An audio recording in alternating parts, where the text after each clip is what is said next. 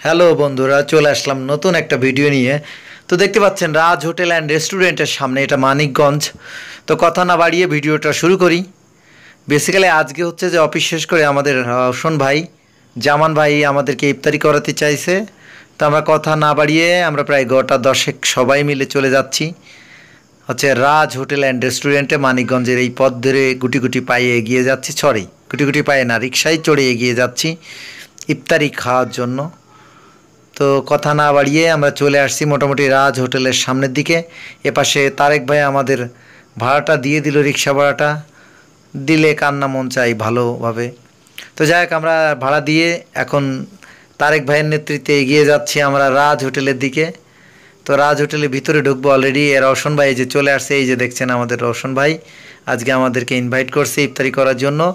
তো দেখি আজকে ইফতারি কেমন হয়। রাজ হোটেল মানিকগঞ্জের একটা পরিচিত জায়গায়। এপাশে দেখতে পাচ্ছেন আমাদের একমাত্র ব্লুটুথ বয় ইন্দ্রজিৎ দা।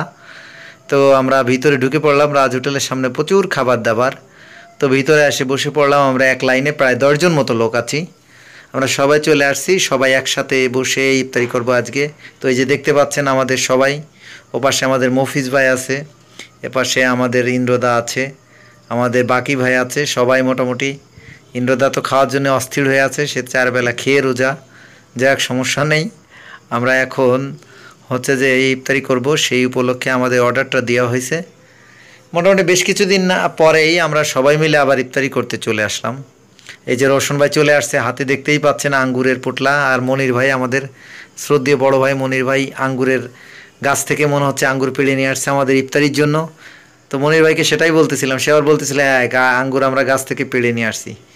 দেখেন আঙ্গুরগুলো খুবই টসটসা, একদম মনির ভাইয়ের মতন। বাবা, হাড়ি ধরে কি বিরিয়ানি নিয়ে আসছে আমাদের জন্য? না না, যাক চলে আসছে। দেখতে পাচ্ছেন আজকে আমাদের অর্ডার আইটেম হচ্ছে যে কাচ্চি বিরিয়ানি। আমার যদিও ফেভারিট, অনেক দিন থেকে মনে আঁকুপাকু করতেছিল যে একটু বিরিয়ানি খাবো। যাক, রওশন ভাই সেই ইচ্ছাটা পূরণ করে দিল, নিজের খাওয়া লাগলো না যায়। রওশন ভাই রুচিলাই রাজ হোটেলের আমরা কাচ্চি বিরিয়ানি খাবো, একদম টসটসে গরম। তো অপেক্ষা করতেছি আজানের জন্যই। কি আর করার, এপাশে ইন্দ্রজা তো মনে করেন আমরা যেহেতু খাচ্ছি না এই জন্য সে মাঝে মাঝে ও একটা আঙ্গুর নেছে মুখের মধ্যে নিয়ে সে খাচ্ছে। তো মোটামুটি আমাদের প্রায় আমরা 10 জন আসি। সবাই আমরা লেট করতেছি আমাদের কখন খেতে পারবো, এর মধ্যে আমরা মজা করতেছিলাম। তো যাই হোক, আজকে খাবারটা খুব মজা হবে আশা করতেছি। ইন্দ্রদা তো আগেই ইফতারি খুলে ফেলছে। তো রওশন ভাইয়ের বদৌলতে আজকে আমরা চলে আসছি রাজ হোটেলে। তো কিছুক্ষণের মধ্যে হয়তো আজান দিবে। দেখা যাচ্ছে মানে এরা ডিম দেয় নাই কাচ্চির মধ্যে, সেটাই বলা হচ্ছিল যে কেন ডিম দেয়নি। তো এরা যেটা বললো বাসমতি রাইসের কাচ্চিতে নাকি ডিম দেয় না। তো যাই হোক, কথা না বাড়িয়ে পর্যাপ্ত পরিমাণে কাচ্চি দিয়েছে, সাথে আঙ্গুর আছে। আমরা ইফতারির জন্য অপেক্ষা করতেছি। পাশে মনির ভাই খুব চিন্তায় আছে কখন শুরু করতে পারবে, আজানটা কখন দেয়। সে খুব ক্ষুধার্ত সারাদিন কাজ করার পরে।